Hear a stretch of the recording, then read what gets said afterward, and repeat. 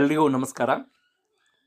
ಆತ್ಮೀಯರೇ, SATS ತಂತ್ರಾಂಶದಲ್ಲಿ 2025-26ನೇ ಸಾಲಿನ ವಿದ್ಯಾರ್ಥಿಗಳನ್ನು 2026-27ನೇ ವರ್ಷಕ್ಕೆ ಯಾವ ರೀತಿಯಾಗಿ ಪ್ರಮೋಟ್ ಮಾಡಬೇಕೆಂಬುದನ್ನು ಸಂಪೂರ್ಣವಾಗಿ ಈ ಒಂದು ವಿಡಿಯೋದಲ್ಲಿ ತಿಳಿಸಲಾಗಿದ್ದು, ಇದರ ಜೊತೆಗೆ ಪ್ರಮೋಟ್ ಮಾಡುವ ಮುನ್ನ ಏನೆಲ್ಲ ಮುನ್ನೆಚ್ಚರಿಕೆ ಕ್ರಮಗಳನ್ನು ಕೈಗೊಳ್ಳಬೇಕೆಂಬುದನ್ನು ಕೂಡ ವಿವರವಾಗಿ ತಿಳಿಸಲಾಗಿದ್ದು, ಈ ಒಂದು ವಿಡಿಯೋವನ್ನು ಸ್ಕಿಪ್ ಮಾಡದೆ ನೋಡಿ. ಹಾಗೆ ಇದುವರೆಗೂ ನಮ್ಮ ಶ್ರೀ ರವಿ ಯೂಟ್ಯೂಬ್ ಚಾನಲ್ಗೆ ಸಬ್ಸ್ಕ್ರೈಬ್ ಆಗದೇ ಇದ್ದರೆ ದಯವಿಟ್ಟು ಸಬ್ಸ್ಕ್ರೈಬ್ ಆಗಿ, ಹಾಗೆ ಬೆಲ್ ಐಕನ್ ಮೇಲೆ ಕ್ಲಿಕ್ ಮಾಡಿ ನಾನು ಕಳುಹಿಸುವ ಪ್ರತಿಯೊಂದು ವಿಡಿಯೋದ ನೋಟಿಫಿಕೇಷನನ್ನು ಸುಲಭವಾಗಿ ಪಡೆದುಕೊಳ್ಳಿ.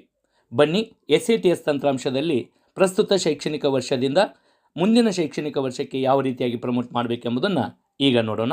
ಸೊ ತಮ್ಮ ಒಂದು SATS ಲಾಗಿನ್ ಮಾಡಿಕೊಂಡು ಅಲ್ಲಿ ಪ್ರಮೋಟ್ ಮಾಡೋಕ್ಕಿಂತ ಪೂರ್ವದಲ್ಲಿ ಮೊದಲು ತಾವು ಪಾರ್ಟ್ ಬಿ ಕೂಡ ಎಂಟ್ರಿ ಮಾಡಿದಾರೋ ಇಲ್ಲೋ ಅನ್ನುವಂಥದ್ದನ್ನು ಕೂಡ ತಾವು ನೋಡಬೇಕಾಗತ್ತೆ.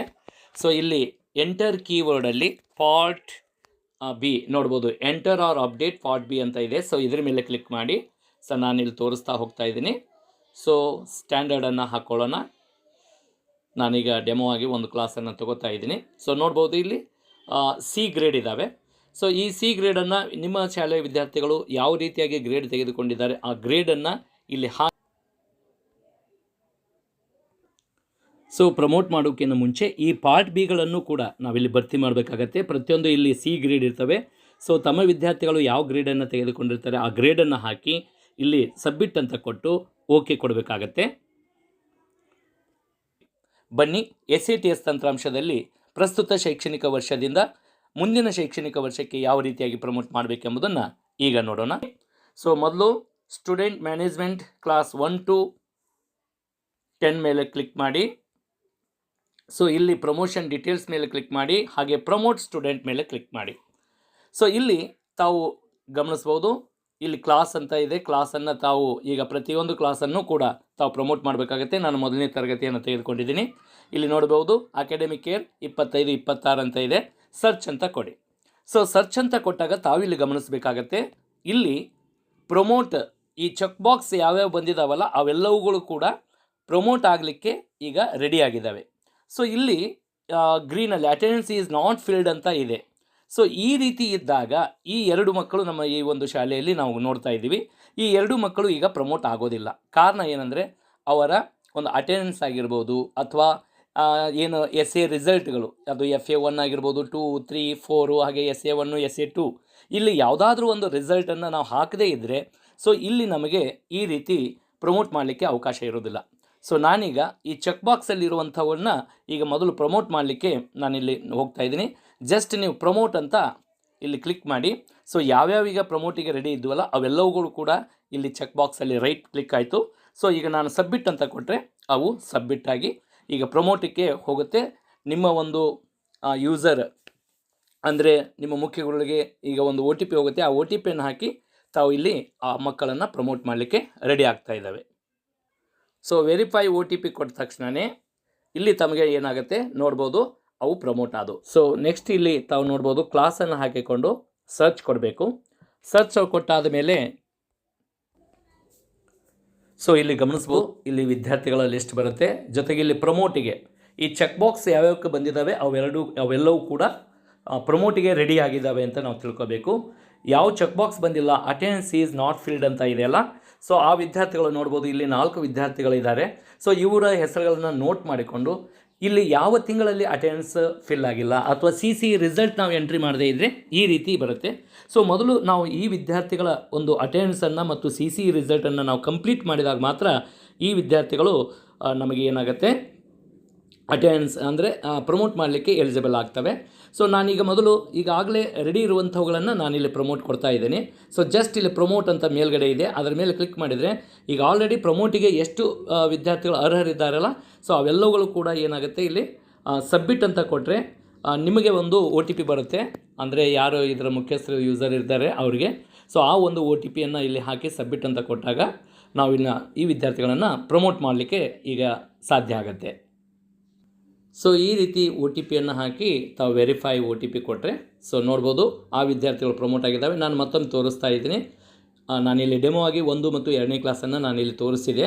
ಸೊ 2ನೇ ಕ್ಲಾಸಲ್ಲಿಯೂ ಕೂಡ ಸರ್ಚ್ ಕೊಟ್ಟಾಗ ಕ್ಲಾಸ್ ಹಾಕಿ ಸೊ ನೋಡ್ಬೋದು ಯಾವ್ಯಾವ ಪ್ರಮೋಟ್ ಆಗಿದೆ ಅವು ಪ್ರಮೋಟೆಡ್ ಅಂತ ತೋರಿಸ್ತಾ ಇದೆ. ಯಾವ ಪ್ರಮೋಟ್ ಆಗಿಲ್ಲ ಇಲ್ಲಿ ಅಟೆಂಡೆನ್ಸ್ ಈಸ್ ನಾಟ್ ಫಿಲ್ಡ್ ಅಂತ ಬರ್ತಾ ಇದೆ.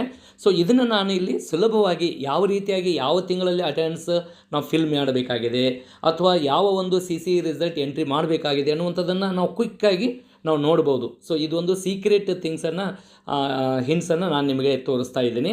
ಸೊ ಯಾವ್ಯಾವ ವಿದ್ಯಾರ್ಥಿಗಳು ಅವು ಅನ್ನುವಂಥದ್ದನ್ನು ತಾವು ನೋಟ್ ಮಾಡಿಕೊಂಡು ನೇರವಾಗಿ ಅವ್ರದ್ದು ಯಾವ ತಿಂಗಳ ಅಟೆಂಡೆನ್ಸ್ ಹಾಕಿಲ್ಲ, ಯಾವುದು CC ರಿಸಲ್ಟ್ ಎಂಟ್ರಿ ಆಗಿಲ್ಲ ಅನ್ನುವಂಥದ್ದನ್ನು ನೋಡೋಣ.